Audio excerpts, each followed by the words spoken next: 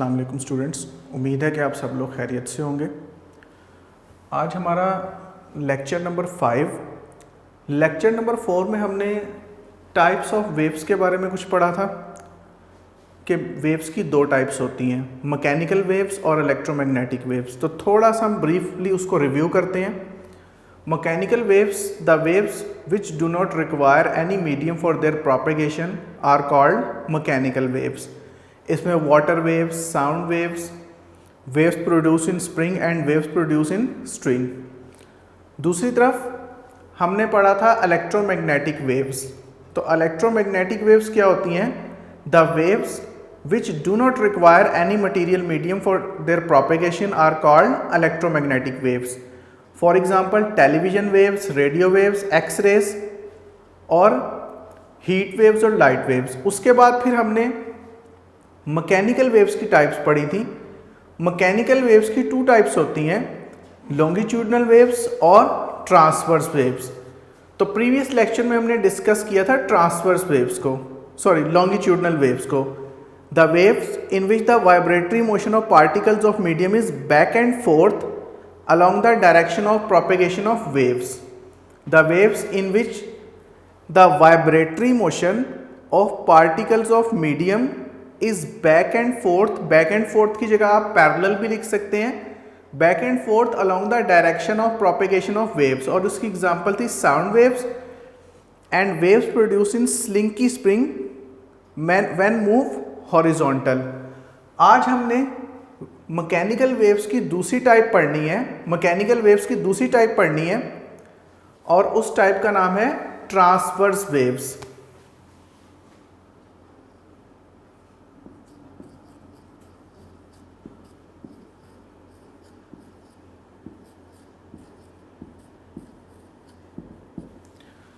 Students, transverse waves की definition important short question है, और आपको ये क्वेश्चन ऐसे आ सकता है,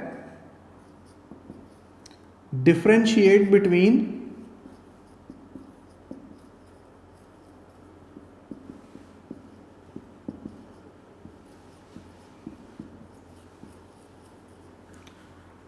longitudinal waves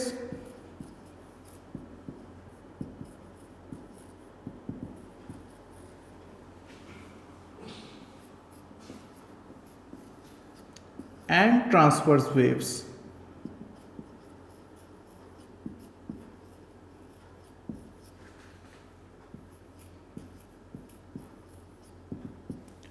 ये आपको शॉर्ट क्वेश्चन आ सकता है, differentiate between longitudinal waves and transverse waves. Transverse waves की डेफिनेशन भी आपको शॉर्ट क्वेश्चन में आ सकती है।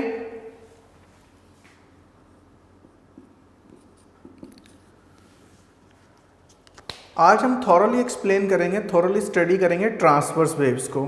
The waves in which the vibratory motion of particles of medium is perpendicular to the direction of propagation of waves. ये इसकी definition है। Definition को मैं एक दफ़ा दोबारा रिव्यू करते हैं, इसको लिखते हैं। Transverse waves, the waves in which the vibratory motion of particles of medium, the waves in which the vibratory motion of particles of medium is perpendicular to the direction of propagation of waves. तो इसमें और longitudinal waves में basically फ़र्क क्या है? Longitudinal waves में था जो मीडियम के पार्टिकल्स की वाइब्रेटरी मोशन थी वो बैक एंड फोर्थ थी या पैरेलल थी along the direction of propagation of waves. जबकि ट्रांसवर्स वेव्स में क्या होता है? The waves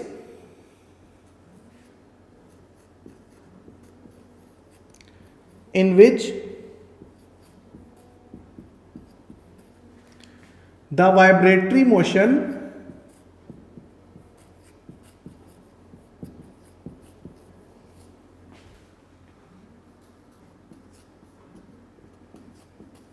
of particles of medium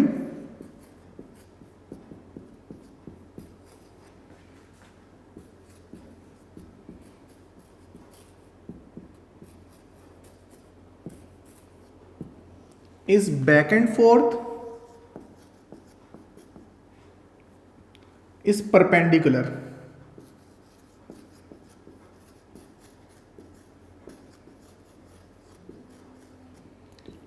the direction of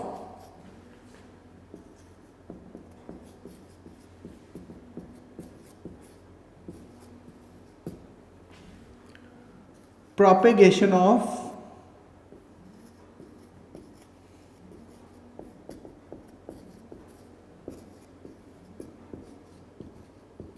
waves, the waves in which the vibratory motion of particles of medium, वो waves जिनमें medium के particles की vibratory motion इस परपेंडिकुलर होती है to the direction of propagation of waves की propagation की direction के परपेंडिकुलर होती है। तो जो आपको क्वेश्चन आएगा, differentiate between longitudinal waves and transverse waves. तो लॉन्गिट्यूडनल वेव्स में क्या होता है?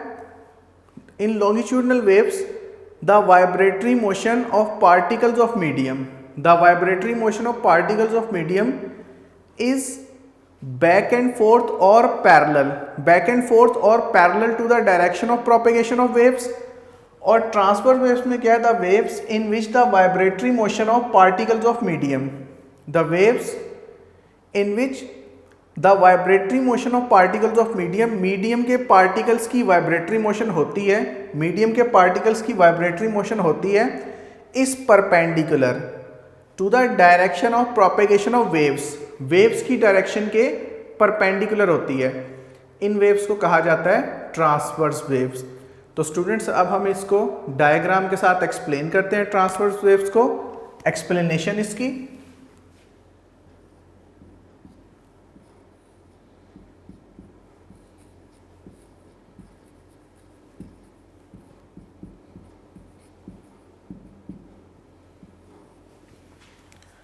एक्सप्लेनेशन से पहले इसकी कुछ एग्जाम्पल्स हम लिख लेते हैं। Water waves,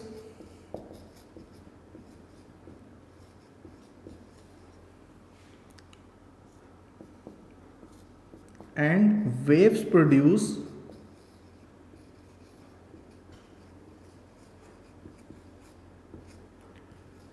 in string.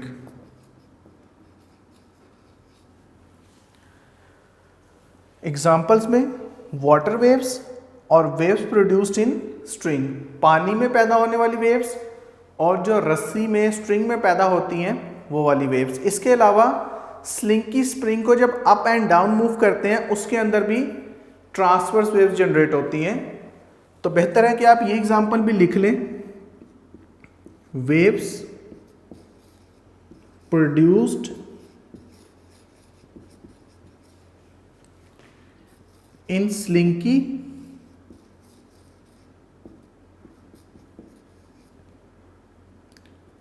when moves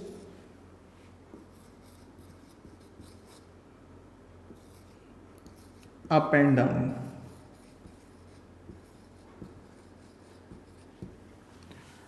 तो ये फर्क आप याद रखिएगा कि स्लिंकी स्प्रिंग से लॉन्गिट्यूडनल वेव्स भी जनरेट होती हैं। स्लिंकी स्प्रिंग से लॉन्गिट्यूडनल वेव्स भी जनरेट होती हैं, लेकिन उस वक्त क्या होता है कि आप स्लिंकी को बैक एंड फोर्थ, आगे पीछे मूव करते हैं, पुश एंड पुल करते हैं। तो उस वक्त जो उसमें वेव्स जनरेट होती हैं उन्हें लॉन्गिट्यूडनल वेव्स कहा जाता है। और जब आप स्लिंकी को अप एंड डाउन मूव करते हैं तो अप एंड डाउन मूव करने की वजह से जो वेव्स प्रोड्यूस्ड होती हैं उन्हें ट्रांसवर्स वेव्स कहा जाता है। तो ये बेसिक फर्क जो ट्रांसफर और लॉन्गिट्यूडनल वेव्स में होता है वो आपको याद रखना है, ठीक है। इसके बाद एक्सप्लेनेशन में आप इसकी डायग्राम ड्रॉ करेंगे।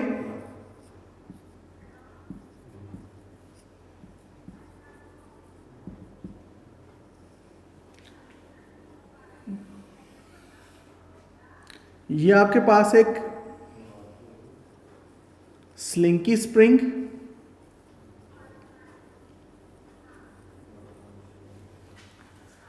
स्टार्ट में आपने ये करना है कि स्लिंकी स्प्रिंग को, इसके एक एंड को आपने किसी रिजिड सपोर्ट के साथ बांध देना है और दूसरे एंड को स्ट्रेच करके आपने अपने हाथ में पकड़ लेना है। और अब आपने बजाय इसको back and forth push and pull देने के अप एंड डाउन फ्लिप करना है। बजाय इसको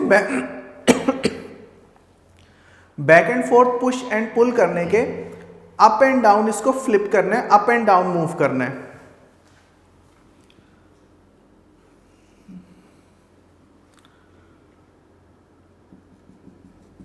अब आप इसको अप एंड डाउन जब मूव करना स्टार्ट करते हैं तो इसमें एक सेट ऑफ वेव प्रोड्यूस होता है।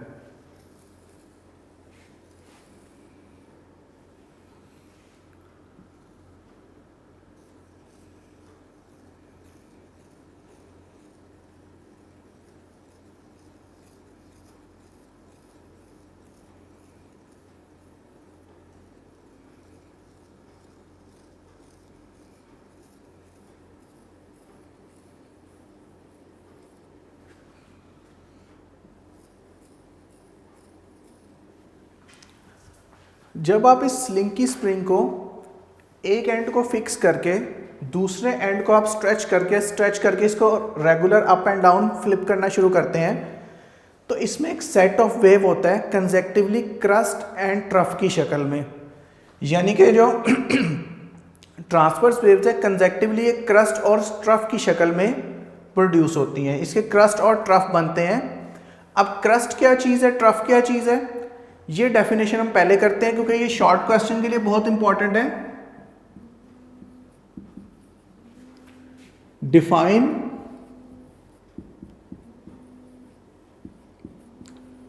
Crust and trough.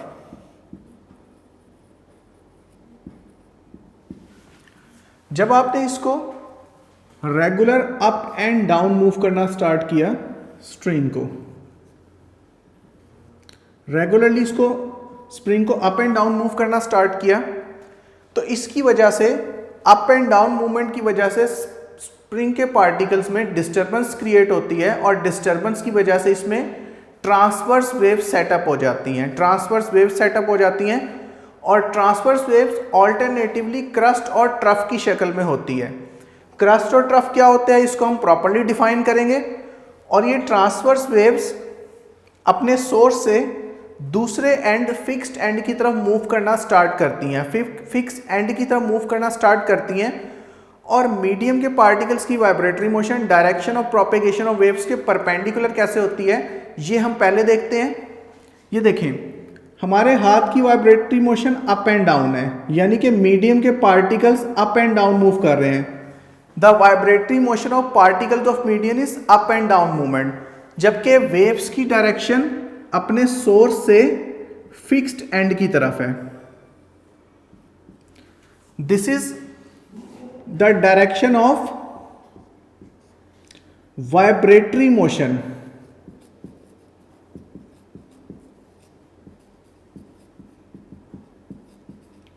Of particles. The direction of vibratory motion of particles and this arrow is direction of waves.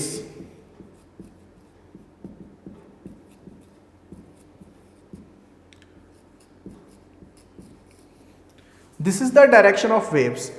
तो वाइब्रेटरी मोशन ऑफ पार्टिकल और डायरेक्शन ऑफ वेव्स इन दोनों के दरमियान angle बन रहा है इस टाइम 90 डिग्री का।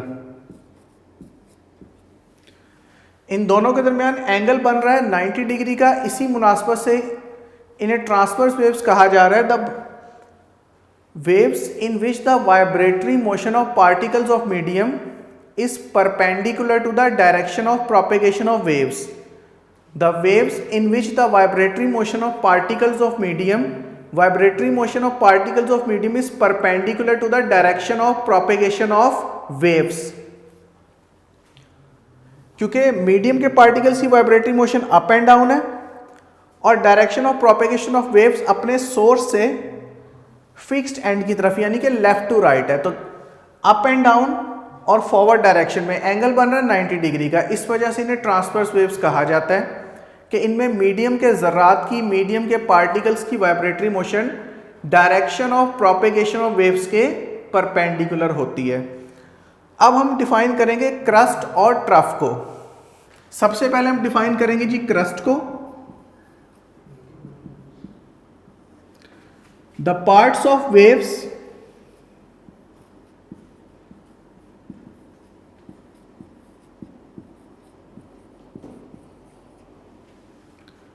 where the particles of medium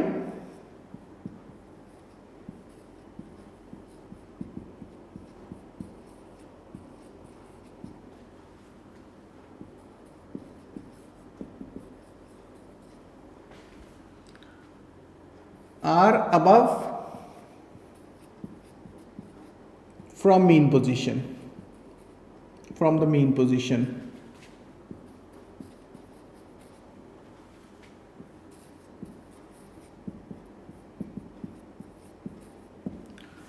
The parts of waves, waves के वो parts where the particles of medium, जहां पर मीडियम के particles are above from the mean position, mean position से ऊपर होते हैं, उन्हें क्रस्ट कहा जाता है। The parts of waves where the particles of medium are above their mean position are called crust. तो इस डायग्राम में देखिए ये क्रस्ट है, दिस इज क्रस्ट। और उसके बाद हमने डिफाइन करना है ट्रफ को।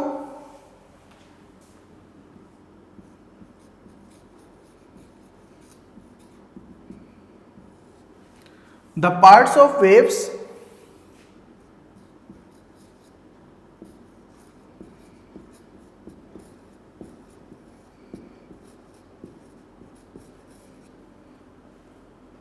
where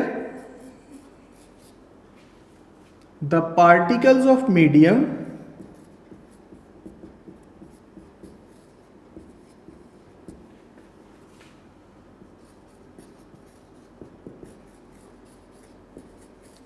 are below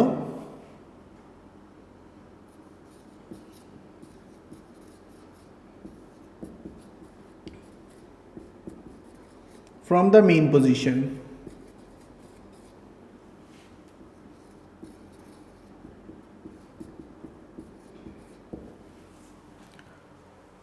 The parts of waves where the particles of medium are below from the mean position are called trough. Waves के वो हिस्से, वेव के वो पार्ट्स जहां पर मीडियम के पार्टिकल्स अपनी मीन पोजीशन से नीचे होते हैं, अपनी मीन पोजीशन से नीचे की तरफ होते हैं, उन्हें कहा जाता है ट्रफ। तो इस डायग्राम में ये ट्रफ,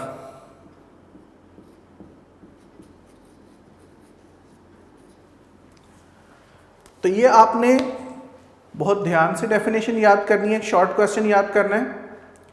क्रस्ट और trough, differentiate between crust and trough आता है तो आपने दरमियान में लाइन लगा के एक तरफ क्रस्ट लिखना है, एक तरफ ट्रफ लिखना है और डायग्राम से उसको शो करना है। लेकिन अगर डिफाइन के साथ शॉर्ट क्वेश्चन आता है, डिफाइन क्रस्ट एंड ट्रफ, तब आपने पहले क्रस्ट की डेफिनेशन लिखनी है, फिर ट्रफ की डेफिनेशन लिखनी है। The parts of waves where the particles of medium are above from their mean position are called trough, and the parts of waves where the particles of medium are below from the mean position are called trough.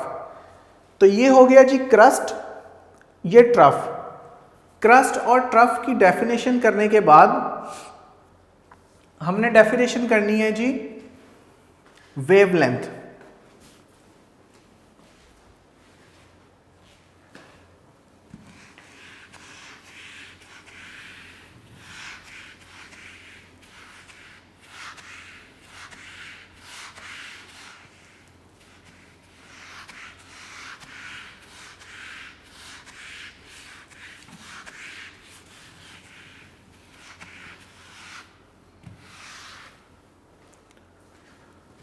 Next definition है जी wavelength.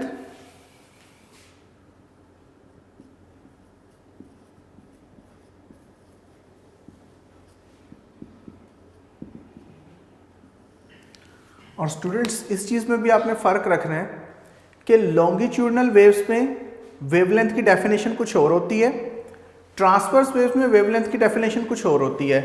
हमने longitudinal waves में wavelength की definition को पढ़ा था, उसमें wavelength की definition है the distance between two consecutive compressions और रेयरफैक्शंस।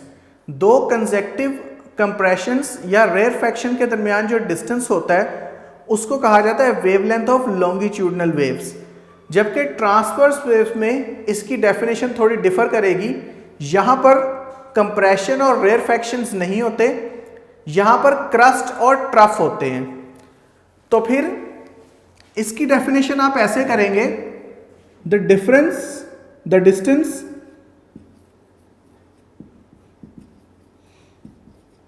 Between two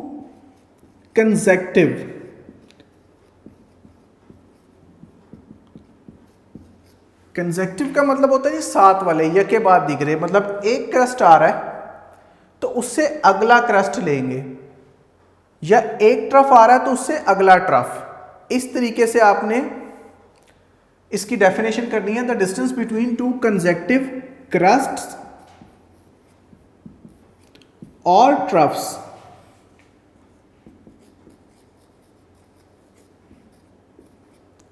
is called wavelength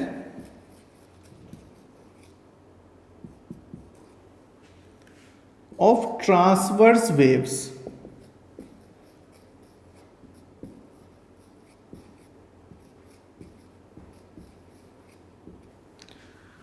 The distance between two consecutive crusts or trough is called wavelength of transverse waves।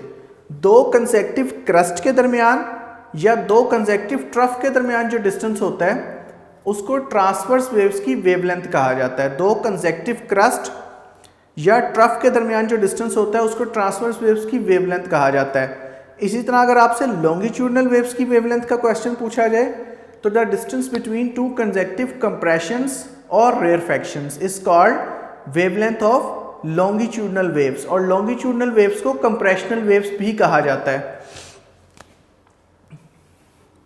तो ये एक क्रस्ट और इससे अगला क्रस्ट, इन दोनों के दरमियान डिस्टेंस, या एक ट्रफ और इससे अगला ट्रफ, इन दोनों के दरमियान डिस्टेंस वेवलेंथ के इक्वल होता है जिसको लैम्डा से शो किया जाता है। वेवलेंथ का सिंबल होता है जी लैम्डा।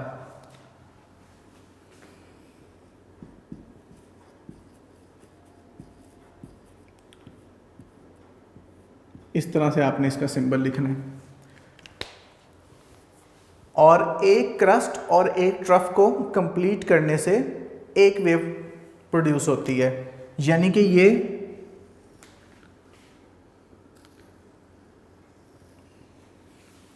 एक क्रस्ट और एक ट्रफ को मिलाकर एक वेव कंप्लीट होती है। वन क्रस्ट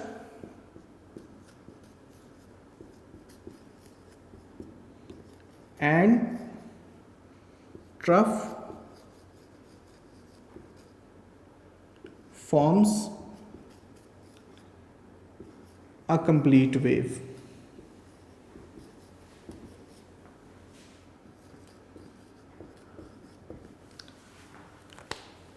हमने ट्रांसवर्स वेव्स के बारे में पढ़ा, थोड़ा सा इसको ब्रीफली रिवाइज करके फिर हम नेक्स्ट टॉपिक की तरफ चलते हैं। ट्रांसवर्स वेव्स, सबसे पहले आपने इसकी डेफिनेशन लिखनी है। बोर्ड में ये लॉन्ग क्वेश्चन आ सकता है, explain longitudinal and transverse waves. इस तरह से भी लॉन्ग क्वेश्चन आ सकता है कि दोनों वेव्स के बारे में पूछा जाए, लॉन्गिट्यूडनल और ट्रांसवर्स का। लेकिन समटाइम्स अगर थोड़ा छोटा लॉन्ग क्वेश्चन बनाना हो तो लॉन्गिट्यूडनल या ट्रांसवर्स का अलग अलग से भी लॉन्ग क्वेश्चन आ सकता है। तो अगर ट्रांसवर्स वेव्स का सिर्फ लॉन्ग क्वेश्चन आता है तो उसमें आप लिख सकते हैं एक्सप्लेन ट्रांसवर्स वेव्स, कि आपने जस्ट इसमें ट्रांसवर्स वेव्स को एक्सप्लेन करना है। और सबसे पहले आपने क्या करना है, उसमें उसकी डेफिनेशन लिखनी है। In transverse waves the vibratory motion of particles of medium is perpendicular to the direction of propagation of waves. Medium के पार्टिकल्स की जो वाइब्रेटरी मोशन होती है वो direction of propagation of waves के परपेंडिकुलर होती है। In transverse waves the vibratory motion of particles of medium is perpendicular to the direction of propagation of waves। और इसकी एग्जांपल में water waves, waves produce in string and waves produce in slinky when move up and down. उसके बाद आपने इसकी diagram draw करनी है। Diagram draw करने के बाद क्रस्ट, ट्रफ, वेवलेंथ, इन तीन चीजों को आपने एक्सप्लेन करना है। आप इस स्लिंकी स्प्रिंग के एक एंड को किसी रिजिड सपोर्ट के साथ फिक्स करके दूसरे एंड को आप अप एंड डाउन मूव करते हैं, दूसरे एंड को आप अप एंड डाउन मूव करते हैं, तो इसमें डिस्टर्बेंस प्रोड्यूस होने की वजह से स्प्रिंग में ऑल्टरनेटिवली क्रस्ट और ट्रफ की शक्ल में जो वेव प्रोड्यूस होती है उसको कहा जाता है ट्रांसवर्स वेव्स। वेव्स के वो हिस्से, वो पार्ट्स जो अपनी मीन पोजीशन से ऊपर होते हैं उन्हें क्रस्ट कहा जाता है, और वेव्स के वो पार्ट्स जो अपनी मीन पोजीशन से नीचे होते हैं, जिसमें पार्टिकल्स ऑफ मीडियम अपनी मीन पोजीशन से नीचे होते हैं, उन्हें ट्रफ कहा जाता है। दो कंसेक्टिव क्रस्ट या दो कंसेक्टिव ट्रफ को मिलाकर एक वेवलेंथ बनती है। वेवलेंथ की definition, the distance between two consecutive crests और trough is called wavelength of wave transfer waves, और एक क्रस्ट और ट्रफ को मिलाकर एक कंप्लीट वेव बनती है। तो स्टूडेंट्स, आपने इस टॉपिक को इस तरीके से याद करना है। अब हम थोड़ा सा नेक्स्ट टॉपिक स्टार्ट करते हैं। नेक्स्ट टॉपिक है जी waves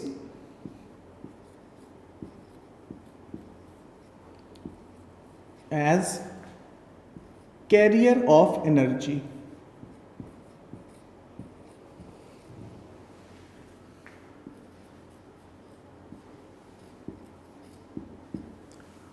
waves as carrier of energy, और ये भी एक लॉन्ग क्वेश्चन है। लॉन्ग क्वेश्चन इसका आपको कैसे आएगा? Explain the waves as carrier of energy.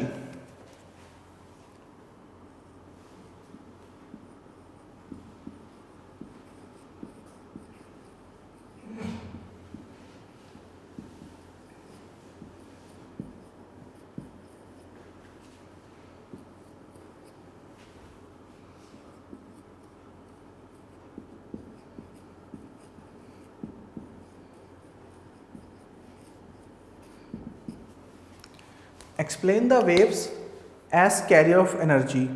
Waves energy carrier के तौर पे कैसे काम करती हैं? अगर उर्दू में आप इस टॉपिक का, इस क्वेश्चन का ट्रांसलेशन करें तो उर्दू में इसका ट्रांसलेशन लिखा हुआ है जी, वेव्स का एक जगह से दूसरी जगह मुंतकिल होना, एनर्जी का एक जगह से दूसरी जगह मुंतकिल होना। Explain the waves as carrier of energy, जो वेव्स हैं वो एनर्जी को एक जगह से दूसरी जगह लेकर जाती हैं। तो एनर्जी को एक जगह से दूसरी जगह मुंतकिल करने के दो तरीके होते हैं। पहले, transfer of energy as through matter. एक तरीका ये होता है जी कि मैटर के जरिए एनर्जी एक जगह से दूसरी जगह मुंतकिल होती है। मिसाल के तौर पे ये आपके पास एक वॉल है, आप कुछ दूर खड़े होकर फायर करते हैं तो बुलेट यहां से जाती है, इस वॉल से हिट करेगी, अपने टारगेट में तोड़फोड़ पैदा करेगी। तो इससे क्या हुआ कि बुलेट बजाते खुद एक जगह से दूसरी जगह जाकर, बुलेट बजाते खुद एक जगह से दूसरी जगह जाकर एनर्जी को ट्रांसफ़र करती है। यानी कि यहाँ पे गन से जब हमने इसको फायर किया, ये बुलेट निकलती है, जाके इस दीवार से टकराती है। इस दीवार से टकराने के बाद वो इस दीवार में तोड़फोड़ पैदा कर देती है, यानी कि उसके अंदर जो काइनेटिक एनर्जी होती है वो सारी की सारी मुंतकिल कर देती है इस वॉल को। This is transfer of energy as matter, through matter. Transfer of energy through matter. जबकि एनर्जी को ट्रांसफर करने का एक और कन्वीनियंट मेथड होता है transfer of energy through waves.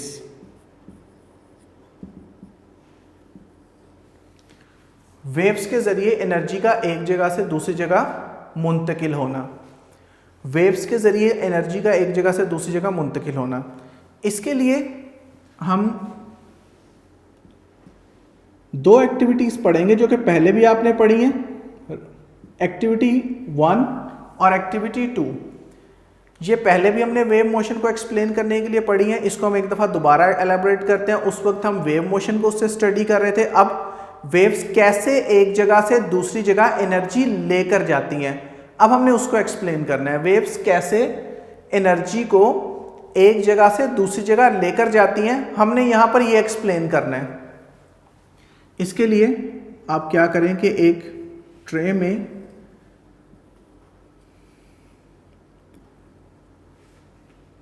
या एक टब में पानी लेते हैं। एक ट्रे में या एक टब में पानी लें,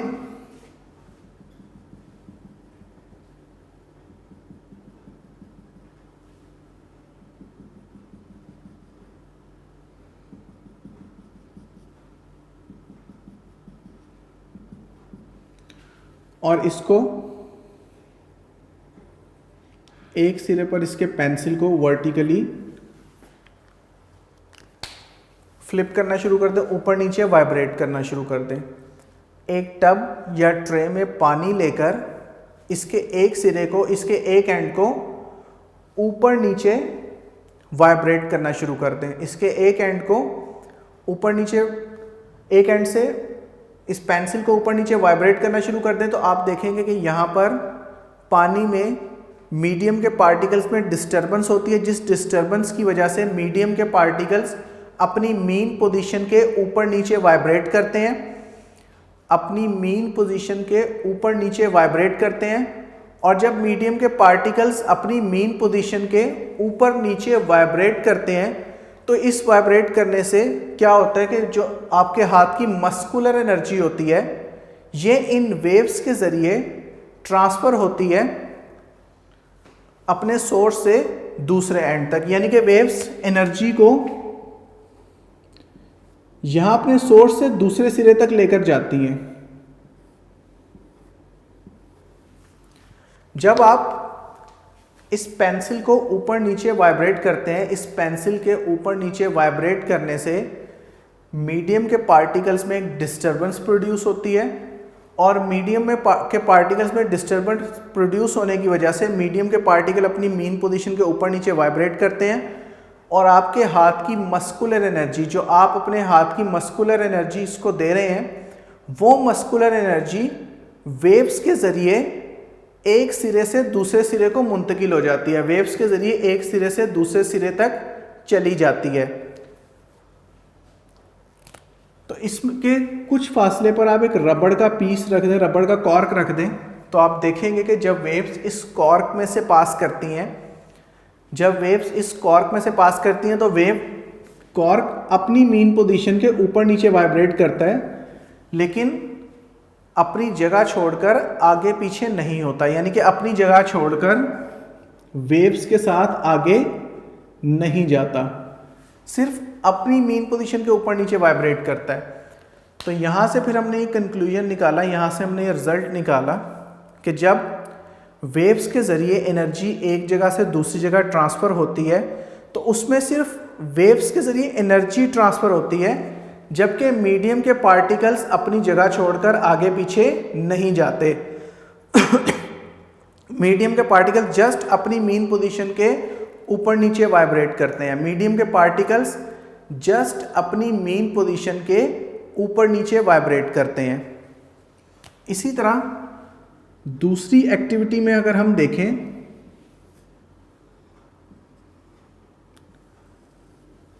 टेक अ स्ट्रिंग, एक आपने स्ट्रिंग लेनी है और स्ट्रिंग लेकर इसके एक एंड को आपने फिक्स कर देना और दूसरे एंड को अपने हाथ में पकड़ लेना है। अब जब आप इसे कंटिन्यूसली ऊपर नीचे वाइब्रेट करना शुरू करेंगे,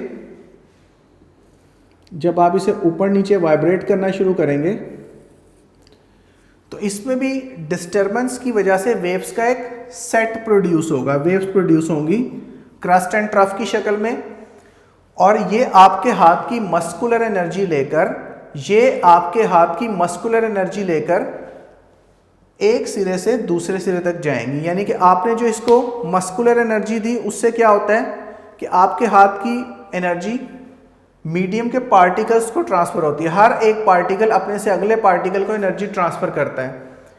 हर पार्टिकल अपने से अगले पार्टिकल को एनर्जी ट्रांसफर करता है और ये सिलसिला चलते चलते दूसरे एंड तक पहुंच जाता है। यानी कि आपके हाथ की दी हुई मस्कुलर एनर्जी वेव्स की शक्ल में मीडियम के पार्टिकल्स एक जगह से दूसरी जगह पहुंचा रहे हैं। लेकिन इसमें भी क्या होता है कि अगर आप किसी पॉइंट पर एक कलर्ड डॉट लगाते हैं मार्कर से P, तो आप देखेंगे कि P कभी अपनी मीन पोजीशन के ऊपर वाइब्रेट कर रहा होगा और कभी अपनी मीन पोजीशन से नीचे एक ही जगह पर वाइब्रेट कर रहा होगा। वो वेव्स की डायरेक्शन ऑफ प्रोपेगेशन में मूव नहीं करेगा। तो इस एक्टिविटी से भी हमें अंदाज़ा होता है कि जब आपने इस स्ट्रेच स्ट्रिंग को अप एंड डाउन मूव करना शुरू किया, अप एंड डाउन फ्लिप करना शुरू किया, तो आपके हाथ की मस्कुलर एनर्जी मीडियम के पार्टिकल्स की वाइब्रेटरी मोशन की वजह से आगे ट्रांसफर होती है, वेव्स प्रोड्यूस होती हैं और ये वेव्स आपके हाथ की एनर्जी को दूसरी जगह लेकर जाती हैं, दूसरे सिरे तक लेकर जाती हैं। तो यहाँ से भी हमें आइडिया हो रहा है कि जब वेव्स के ज़रिए एनर्जी ट्रांसफ़र होता है, जब वेव्स के ज़रिए हम एनर्जी ट्रांसफ़र करने की कोशिश करते हैं, तो इसमें सिर्फ एनर्जी ट्रांसफ़र होती है। मैटर यानी कि पार्टिकल्स ऑफ मीडियम अपनी जगह छोड़कर एक जगह से दूसरी जगह नहीं जाते। पार्टिकल्स ऑफ मीडियम अपनी जगह छोड़कर एक जगह से दूसरी जगह नहीं ट्रांसफ़र होते। ठीक है, तो इन दोनों एक्टिविटीज से हमें पता चला कि जो एनर्जी वेव्स के ज़रिए ट्रांसफ़र होती है, वो एनर्जी जो वेव्स के ज़रिए ट्रांसफ़र होती है, आप एनर्जी प्रोवाइड करते हैं किसी भी सोर्स से मीडियम को, मीडियम के पार्टिकल्स में डिस्टर्बेंस प्रोड्यूस होती है, डिस्टर्बेंस की वजह से मीडियम के पार्टिकल अपनी मेन पोजीशन के इर्द गिर्द वाइब्रेट करते हैं और हर पार्टिकल एनर्जी अपने से अगले पार्टिकल को ट्रांसफ़र करता है। लेकिन मीडियम के पार्टिकल सिर्फ अपनी मीन पोजीशन पे वाइब्रेट करते हैं और जस्ट एनर्जी को आगे पास आउट करते जाते हैं। इसी तरह मीडियम के एक सिरे से दूसरे सिरे तक एनर्जी ट्रांसफ़र होती है। मीडियम के एक सिरे से दूसरे सिरे तक एनर्जी ट्रांसफ़र होती है। तो अब हम यहाँ से एनर्जी कम ट्रांसफ़र कब होती है, ज़्यादा ट्रांसफ़र कब होती है, इसकी डिपेंडेंस के पॉइंट्स लिखते हैं कि एनर्जी का ट्रांसफ़र होना किस चीज़ पर डिपेंड करता है। डिपेंडेंस, एनर्जी वेव्स के जरिए जो ट्रांसफ़र होती है इसकी क्या डिपेंडेंस है, ये कैसे इंक्रीज़ हो सकती है। यानी कि अगर हमने ज़्यादा एनर्जी ट्रांसफ़र करनी हो तो हम क्या करेंगे, अगर हम अपने हाथ की स्पीड इधर ज़्यादा कर देते हैं तो हम पर सेकंड ज़्यादा मस्कुलर एनर्जी दे रहे हैं। इट मीन्स कि अगर हम इन वेव्स की फ्रीक्वेंसी ज़्यादा कर देते हैं तो फ्रीक्वेंसी ज़्यादा करने से क्या होगा, अपने हाथ को तेज़ी से ऊपर नीचे मूव करेंगे। अपने हाथ को जब तेज़ी से ऊपर नीचे मूव करेंगे तो हम स्ट्रिंग को पर सेकंड ज़्यादा एनर्जी प्रोवाइड करेंगे। तो इसका मतलब कि जब हम पर सेकंड ज़्यादा एनर्जी वेव्स को प्रोवाइड करेंगे तो ज़्यादा एनर्जी प्रोवाइड करने की वजह से वेव्स की फ्रीक्वेंसी ज़्यादा होगी। जब फ्रीक्वेंसी ज़्यादा होगी तो वेव्स ज़्यादा एनर्जी एक सिरे से दूसरे सिरे तक लेकर जाएंगी। तो ये जो वेव्स के ज़रिए एनर्जी का ट्रांसफ़र होना है, ये भी law of conservation of energy के अकॉर्डिंग ही होता है। आप ज़्यादा तेज़ी से ऊपर नीचे अपना हाथ फ्लिप करेंगे, पर सेकंड आप ज़्यादा मस्कुलर एनर्जी वेव्स को प्रोवाइड करेंगे और पर सेकंड ज़्यादा मस्कुलर एनर्जी प्रोवाइड करने की वजह से आपकी ज़्यादा एनर्जी पास आउट होगी। और दूसरी चीज़, अगर आप एम्पलीट्यूड ऑफ वाइब्रेशन यानी कि बजाय इस एम्पलीट्यूड के आप एम्पलीट्यूड ऑफ वाइब्रेशन इंक्रीज कर देते हैं, तो जब आप एम्पलीट्यूड ऑफ वाइब्रेशन इंक्रीज करेंगे तो इस किस्म की वेव्स प्रोड्यूस होंगी। तो एम्पलीट्यूड के ज़्यादा करने से भी आपकी जो एनर्जी है, एनर्जी ट्रांसफ़र है, वो ज़्यादा हो जाएगा।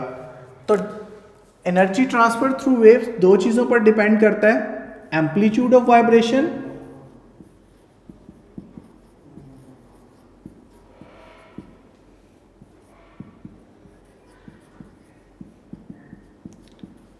और दूसरा फ्रीक्वेंसी ऑफ वेव्स।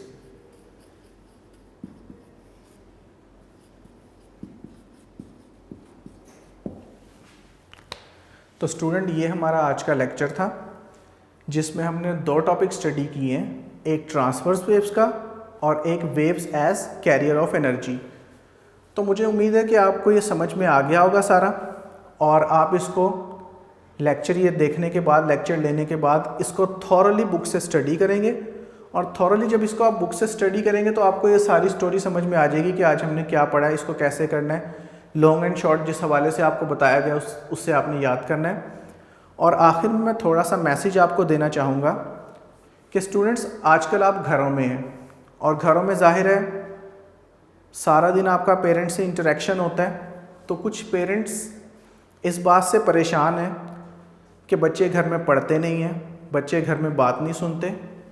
तो स्टूडेंट्स ये बहुत बुरी बात है कि लेक्चर लेने के बाद आपने इसको थॉरली पढ़ना है। एक तो टाइम पे अपने सारे लेक्चर आपने अच्छी तरह ऑनलाइन देखने हैं, रिकॉर्ड अपने लेक्चर्स अच्छी तरह लेने हैं, और उसके बाद उसको फिर मतलब 45 मिनट के लेक्चर को पढ़ने के बाद कम से कम 1 घंटा आपको उसको याद करने में भी लगेगा। तो आपने ये लेक्चर लेके अच्छी तरह इसको याद करना है और पेरेंट्स को तंग नहीं करना। मतलब जब आप घर में होते हैं तो पेरेंट्स की बात ना सुनना, पेरेंट्स से कह लें कि रूड लहजे में बात करना, प्लीज़ ये ना करें।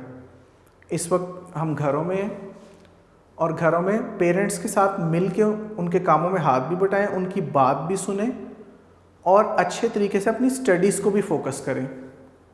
ठीक है स्टूडेंट्स, तो नेक्स्ट टाइम पेरेंट्स की तरफ से कोई कंप्लेंट नहीं होनी चाहिए कि बच्चे तंग करते हैं, बच्चे बात नहीं सुनते, बच्चे पढ़ते नहीं हैं। अल्लाह हाफिज़, स्टे होम, स्टे सेफ।